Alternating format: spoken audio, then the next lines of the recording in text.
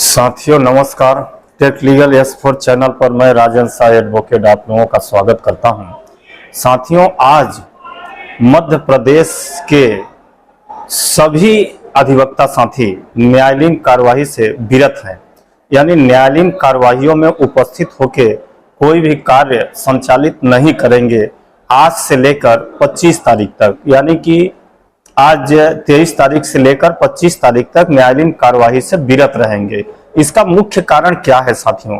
आखिर अधिवक्ता साथी न्यायालयीन कार्यवाही का बहिष्कार करके क्या करना चाहते हैं? क्या लोगों को त्वरित न्याय प्रदान करने के लिए अगर माननीय हाई कोर्ट कदम उठा रहा है तो क्या उस पर हम लोगों को सहयोग नहीं करना चाहिए, या इससे पक्षकारों को त्वरित न्याय प्रदान कराने में हम अधिवक्ताओं को साथ नहीं देना चाहिए? यह एक अहम सवाल है।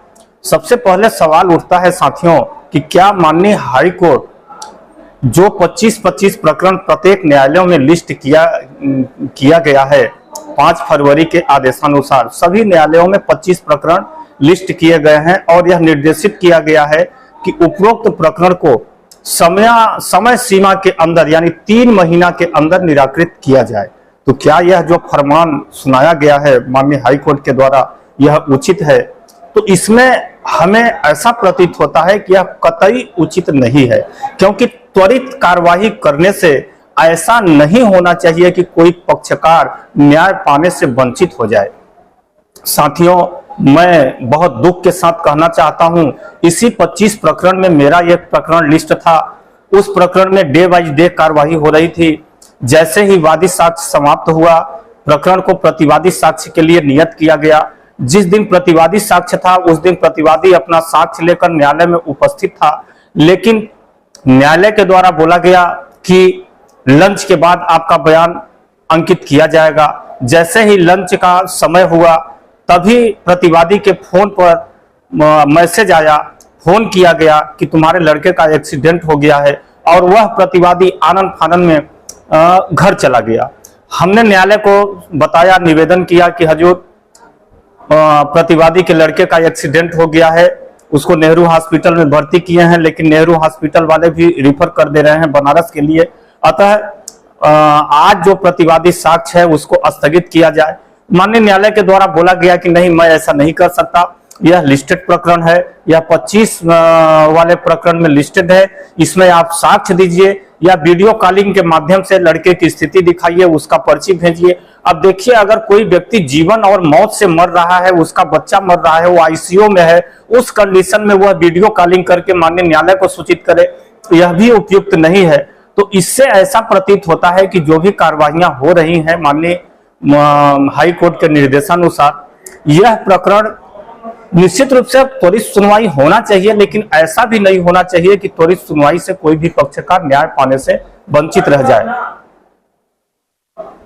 अपना कोई साक्ष्य न दे सके या अपने प्रकरण की समुचित पैरवी न कर सके। इस तरह के अगर कोई भी कृत्य होते हैं तो इसके जिम्मेदार पूर्ण रूपेण न्यायालयीन प्रक्रिया ही होगी। हाँ, हम मानते हैं कि जो प्रकरण काफी दिनों से पेंडिंग है, आखिर यह प्रकरण पेंडिंग क्यों है, इस पर माननीय न्यायालय को विशेष गौर करना चाहिए। साथियों मेरा इसमें मानना है कि माननीय न्यायालय एक चीज हटा दे, एक चीज पर गौर करे, तो सिविल के जो प्रकरण है, सिविल प्रकरण में जो सीपीसी है, सीपीसी के प्रावधान को सही ढंग से लागू किया जाए। इसके अलावा एक चीज और हमने देखा अपने प्रैक्टिस के दौरान कि जो प्रकरण सिविल केस के लिस्टेड हैं, मान लीजिए उस दिन माननीय न्यायालय अवकाश पे है या माननीय न्यायालय रिक्त है या छुट्टी पर है, तो उस दिन सिविल प्रकरणों में कोई कार्रवाई नहीं होती है और सिविल प्रकरण को आदेशार्थ नियत कर दिया जाता है। अब जब अगले नियत तिथि पर माननीय न्यायालय उपस्थित होते हैं कार्यवाही के लिए, न्यायालयीन कार्यवाही चालू होती है, तो उक्त प्रकरण में जितने भी सिविल प्रकरण हैं, जितने भी सिविल प्रकरण आदेशार्थ नियत हुए थे, उनमें कोई कार्रवाई नहीं होती है, क्योंकि वह आदेशार्थ था।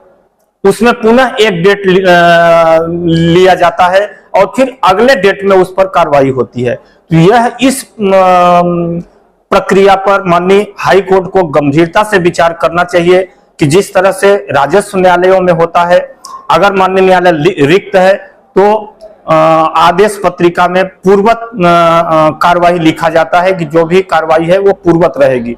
यानी कि अगर किसी सिविल मैटर में तलवाना का आदेश हुआ है और उस दिन माननीय न्यायालय अनुपस्थित है, नहीं है, रिक्त है, तो तलवाना दिया जा सकता है। अब उसके लिए ये नहीं कि आज माननीय न्यायालय नहीं है, रिक्त है, तो फिर प्रकरण आदेशार्थ नियत होगा, फिर अगले डेट में माननीय न्यायालय के द्वारा आदेश दिया जाएगा, तो खामखा दो पेशियां जाया होती है। दो पेशी में अगर हम एक महीना का समय माने तो 2 महीना खत्म हो जाता है। इस तरह से आए दिन न्यायालयीन प्रक्रियाओं में, न्यायालयीन कार्रवाइयों में अधिकांशतः न्यायाधीश छुट्टी पर रहते हैं, तो इस प्रक्रिया को रोका जाए। इसके अलावा जो भी प्रावधान है, उन प्रावधान को जैसे ही प्रकरण फाइल होता है न्यायालय में, तत्काल उसमें उस प्रक्रिया को पालन किया जाए। जैसे जवाब देना है तो जवाब देने के लिए उनको 1 अवसर, 2 अवसर, 3 अवसर दिया जाए। तीसरी अवसर के बाद चौथा अवसर किसी कीमत पर न दिया जाए। इसके अलावा बहुत सारे छोटे मोटे आवेदन होते हैं, उन आवेदनों का निराकरण 1 या 2 हेयरिंग में हर आवश्यक रूप से माननीय न्यायालय को कर देना चाहिए, चाहे उसमें अधिवक्ता उपस्थित होकर बहस करे या न करे। बहुत सारे अंतर्वर्ती आवेदन होते हैं, जैसे 22/4 हो गया, 22/3 हो गया, 7/11 हो गया, 6/17 हो गया। तो इन सारे आवेदनों पर त्वरित निराकरण माननीय न्यायालय को कर देना चाहिए, उस पर वेट नहीं करना चाहिए। लेकिन कहीं ना कहीं गलती अगर हम माने तो इन सारी प्रक्रियाओं में गलती माननीय न्यायालय की ही है, हर गलती अधिवक्ता की नहीं है। और अधिवक्ता के ऊपर ही सारा दोष डाल के जब प्रकरण बहुत ज्यादा विलंबित हो जाता है, 10 साल, 15 साल या 5 साल से ऊपर हो जाता है, तो उनमें माननीय न्यायालय सजग होती है और उनकी आंख खोलती है और उनमें त्वरित कार्रवाई करने के लिए निर्देश कर देती है। यह उपयुक्त नहीं है। सारे प्रकरण महत्वपूर्ण हैं, सभी प्रकरण को त्वरित सुनवाई में सुनना पड़ेगा माननीय न्यायालयों को, और उसमें हम अधिवक्ता साथी सहयोग करने के लिए भी तैयार हैं। लेकिन जो प्रावधान है, उन प्रावधान का क्रियान्वयन माननीय न्यायालय को करवाना ही पड़ेगा। अगर कोई भी अधिवक्ता उन कार्यवाहियों का पालन नहीं करता है और खामखा प्रकरण को लंबित रखने के लिए डेट पर डेट लेता रहता है, तो ऐसे अधिवक्ता को समय देने के बाद, वार्निंग देने के बाद अग्रिम कार्यवाही, जो भी कार्यवाही हो, उस प्रकरण में आदेश कर देना चाहिए।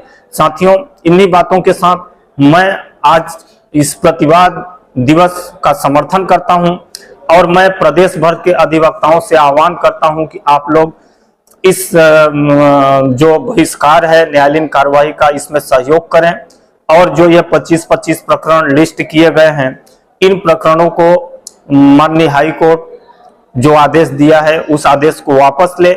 इसके साथ हम अधिवक्ताओं के साथ आए दिन लड़ाई झगड़ा और कई तरह की समस्याएं सामने आती हैं, तो मैं इस मामले में भी माननीय हाई कोर्ट और माननीय सरकार से निवेदन करूंगा कि सरकार इस पर तत्काल एडवोकेट प्रोटेक्शन एक्ट लागू करे। इसके अलावा वकीलों के लिए पेंशन योजना भी लागू किया जाए। अभी जो वर्तमान में सरकार पेंशन के लिए नियम और शर्तें बनाई है, उन नियम और शर्तों के हिसाब से कोई भी अधिवक्ता फुलफिल नहीं कर पाएगा। यानी 50 साल वकालत या 90 वर्ष जो भी आयु सीमा निर्धारित किया गया है, यह उचित नहीं है।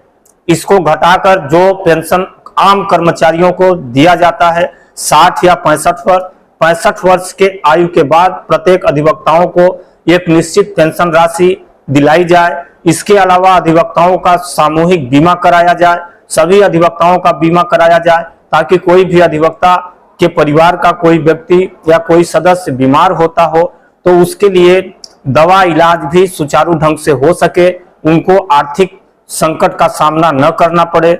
इन्हीं बातों के साथ मैं अपनी वाणी को विराम देता हूं। साथियों, अगर ये वीडियो अच्छा लगा हो, कृपया आप इसे अधिक से अधिक शेयर करें और मेरे चैनल पर अगर नए हो तो चैनल को सब्सक्राइब कर लें।